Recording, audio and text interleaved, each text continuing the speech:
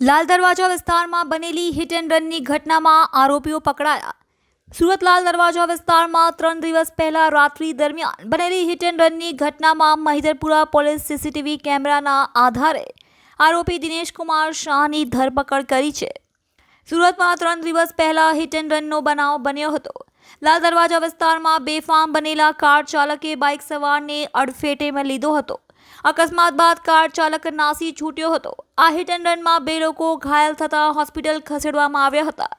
Hit and run ઘટનાના CCTV footage સામે આવ્યા છે, જે આધારે પર પોલીસે તપાસ શરૂ કરી હતી. પોલીસ સૂત્રોના જણાવ્યા મુજબ 3 દિવસ પહેલા લાલ દરવાજા વિસ્તારમાં મોડી રાત્રે તેજ રફતાર આવતી કાર ચાલકે બાઇક સવારને અડફેટમાં લીધો હતો. પોલીસે સીસીટીવી ફૂટેજના આધારે ગુનો નોંધી આરોપી દિનેશ કુમાર શાહની ધરપકડ કરી હતી.